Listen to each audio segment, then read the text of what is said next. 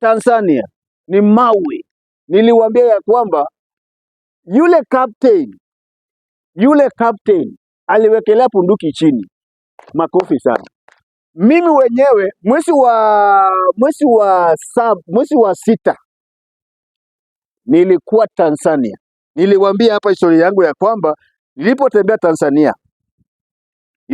Tanzania nikapatana na afisa wa polisi. Nilikuwa Geita. Mwezi wa saba nilikuwa Geita.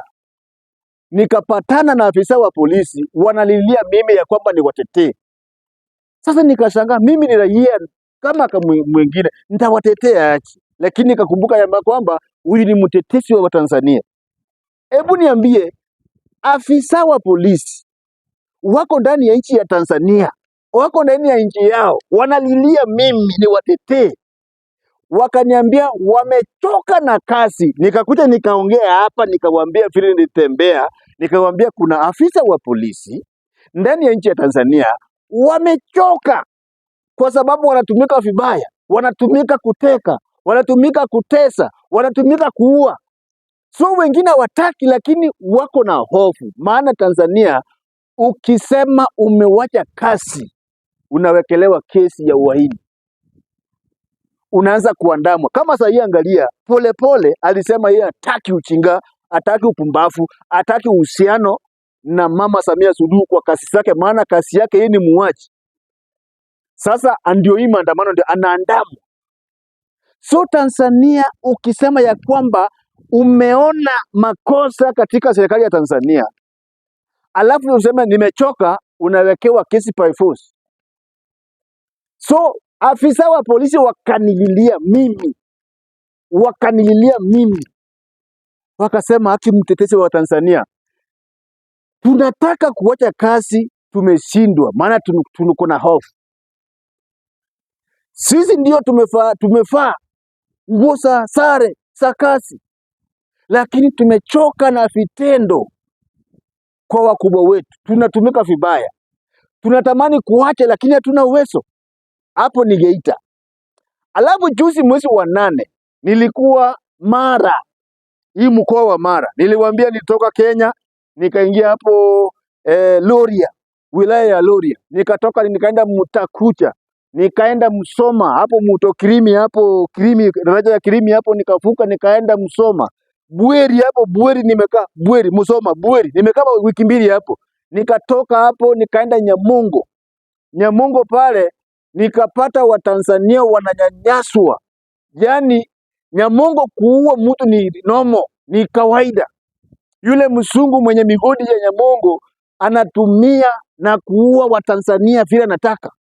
Nikashangaa, nikaangalia, nikasema wacha meni.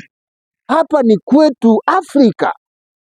Hapa ni Mwafrika ako kwao, lakini ana uwezo, ana nguvu, ana jinsia yoyote, anaangamizwa na mzungu.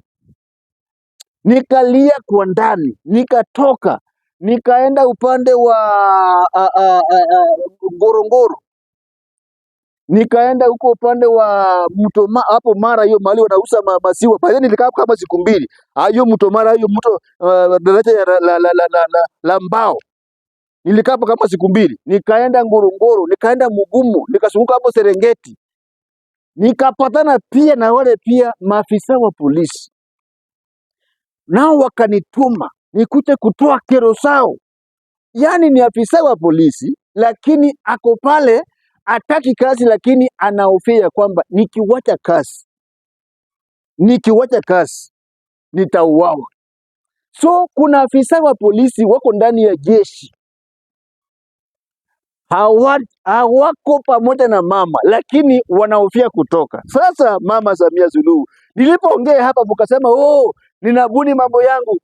Captain wa jeshi la Tanzania juzi mliona mwenye ametokelezeshea na akasema huo upumbavu amevumilia na amechoka kuvumilia. Akasema lingine ya kwamba alipoingia ndani ya jeshi aliambiwa unaweza kufa wakati wowote, so ukiwa jeshi hauogopi kifo, na akasema sasa kama ni kufa na kufe. alisema kama ni kufa na akufe, na sio yeye peke yake. Wacha niwaambie ukweli, sio yeye peke yake. Saa hii ndani ya jeshi la Tanzania kuna wengi ndani, kuna vita ya ndani kwa ndani. Nawaambia ndani ya jeshi la polisi kuna vita ya ndani kwa ndani, ndani ya jeshi lenyewe la Tanzania kuna vita ya ndani kwa ndani. Ngoja tarehe 29 mtajua ukweli. Ngoja tarehe 29 huu mwezi ndio huu, mtajua ukweli. Kitawaka, kitawaka. Kama mama hautataka demokrasia ndani ya nchi yako, wacha demokrasia sasa. Miaka tulio nayo saa hii ni miaka ya kidemokrasia.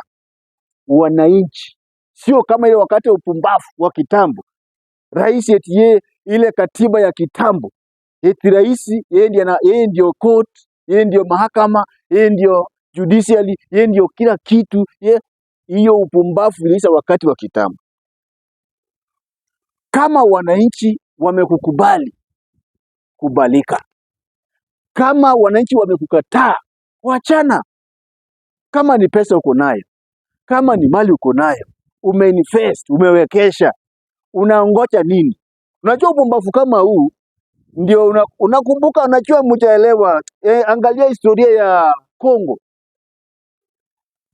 mwaka 2001. Upumbavu kama huu ndio ule ulikuwa huko katika nchi ya Kongo, ukafanya Lolo Kabila akapigwa risasi na mlinzi wake. Lolo Kabila mwaka 2001 hapa Afrika, Kongo kwetu hapa. Uchinga kama huo ndio ulifanya yule wa karibu akatumika, maana anafanyishwa vitu za ujinga, ikabidi wa karibu wa rais atumike kufanya nini? Sasa hata hii Tanzania hii tunaangalia haitaenda mbali, hakuna mahali inaenda. Itabidi tutumie hata mtu wa ndani wa karibu na wewe, maana hii sasa imesidi. Hebu niambie, kama mwanajeshi wa nchi yake mwenyewe amesema huu pumbafu tumevumilia, yaani kufikia mali captain ameamua kusarenda, nyuma yake kuna wengi. Ukumbuke mambo ya Humphrey Polepole. Kumbuka mambo ya Humphrey Polepole. Amesema kuna watu wanampigia simu wa ndani ya Ikulu, wanampongeza, nasema ndugu yangu tusemee. Yaani ndani ya Ikulu ya Mama Samia Suluhu, watu wa ndani ya chama cha CCM, watu wa ndani wanampigia simu, wanamfanyia hongera. Umeongea kwa niaba yetu. Ina maana Polepole anapoongea anaongea na kugusa roho sawa Tanzania. Tunapoongea hivi kuna Watanzania watatupea hongera, lakini wao wenyewe hawezi kuongea. Ina maana kuna watu wako ndani ya chama cha CCM, lakini ndani yao kuna uCCM. Kuna afisa wa polisi wako ndani ya nchi ya Tanzania, wamevaa sare za kazi ya kipolisi, lakini ndani yao wamechoka na hiyo kazi. Katika jeshi kuna watu wako ndani ya jeshi la Tanzania, lakini wamevaa sare, wako katika kikundi, lakini mioyo yao haiko hapo ndani. Mama, usipotumia akili utakuja kutimia utakuja kutimia, itatimia. Yaani lazima itimie msemo unaosema asiyefunzwa na mama yake atafundishwa na ulimwengu. Asiyefunzwa na mama yake atafundishwa na ulimwengu. Mama, kama utaona dalili mahali naelekea saa hii, Watanzania wakutaki. Huo upumbavu wako na Mafuele na Rosa na Kikwete kutekateka watu na kuua watu saa hii Tanzania haikutaki. Ikifikia mahali mwanajeshi ambaye aliuza maisha yake kwa niaba ya Tanzania amesema mmoja. Unajua hiyo ni ishara gani? Mmoja, hiyo ni ishara gani? Hiyo ni ishara gani? Mmoja ametoka kwa kikosi, amewekelea bunduki chini na akasema tawe, amesarenda. Bado uko na kichwa ngumu na uoni kama ni dalili gani hapo. Na kuambia hivi, Polepole alisema kuna watu wa ndani tena wakubwa ndani ya serikali ya Tanzania walikuwa wanampigia simu na kumpea hongera, anaongea ukweli, wao wanahofia. Yule mwanajeshi nyuma yake kuna wanajeshi wengi wako upande wake, ni vile hawajaongea. Tunangoja 39 tuone mbichi na mbivu, 29 tuone mbichi na mbivu. Yes, saa hii mama, kuna paka wa ndani wa kwako wanajipendekeza ili kana kwamba biashara yao iendelee, ili waishi, wanahofia kifo. Maana ukiongea ukweli, ukionekana uko na masomo, unatekwa na kupotezwa. Watanzania lazima tuongee ukweli, msilalie masikio. Kama kawa lazima niwaambie kila siku, msichoke, lazima niwaambie. Wasungu walikuwa Afrika, walikuwa na masomo, walikuwa na silaha hatari, lakini wakati Mwafrika mjinga mwenye ana silaha hatari alitumia mawe na mishale, alikuja pamoja akawa na sauti moja.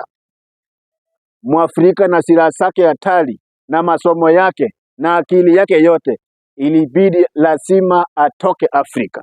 Watanzania, hata kama muko vile muko, siku mtakucha pamoja, muongee sauti moja, mtang'oa utawala wa upumbavu, wa kuteka, wa mauaji, wa kupotezwa wa Samia Suluhu wakiwa na mchepuko wake ambaye ni Kikwete. Asante kwa kutazama. Kumbuka haya ni mawe, maana hayo huwezi ongea ukiwa Tanzania, utatekwa na kuuawa. Haya ni mawe yameinuka, Mungu ameinua, amechitualia mawe, yanaongea kwa niaba ya Watanzania. Asante kwa kutazama. Kwa wale wageni, like, comment and subscribe. Thank you and Lord bless you.